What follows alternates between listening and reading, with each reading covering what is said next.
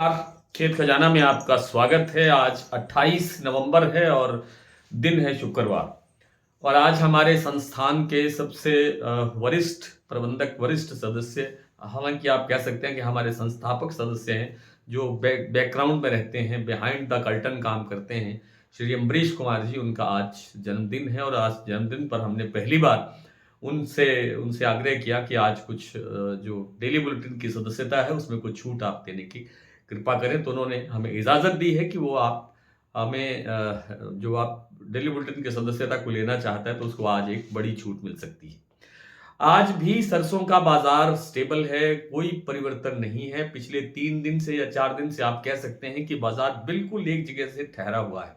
और ये बात मैंने संडे से पहले भी आपको बताई थी कि बाजार आगे भी स्टेबल ही रहने की संभावना दिखाई दे रही है।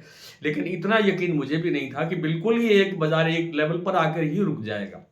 कोई कोई बड़ा चेंज हो ही नहीं रहा है। तो बाजार में आज जो स्थितियां बनी हुई है, जैसे जो कल के भाव थे लगभग वही भाव है, लगभग नहीं वही भाव है, पूरे के पूरे वही भाव है। जैसे भरतपुर मंडी का भाव कल खुला था 6,885 रुपए और आज भाव खुला है 6,886 रुपए, यानी 1 रुपए बाजार प्लस है। और इसे आप अगर प्लस कहना चाहें तो आपकी इच्छा है, मैं तो इसे स्टेबल ही मानता हूं।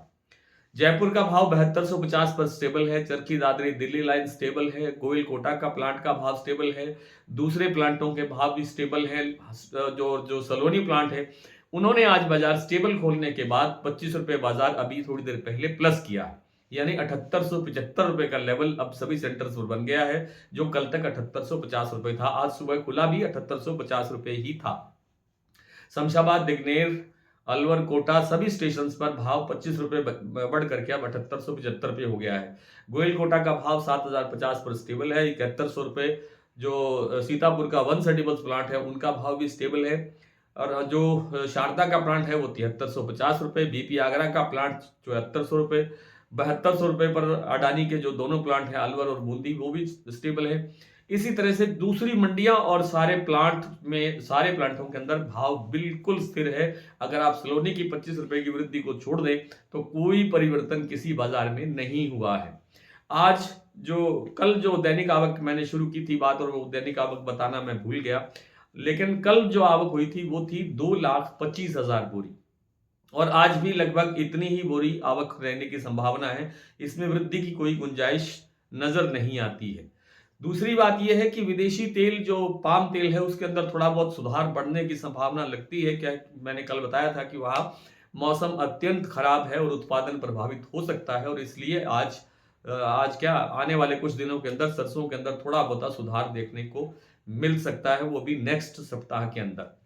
और इसके बाद भी, अगर इसके बाद जो जो सिलसिला शुरू हो जाएगा, वो मैंने आपको पहले बताया था कि वो सिलसिला अब शुरू होने वाला ही है 1-2 दिन के अंदर या नए नए सप्ताह से, कि जी बिजाई इतनी बढ़ गई है, बिजाई इतने आंकड़े बढ़ करके बताए जा रहे हैं।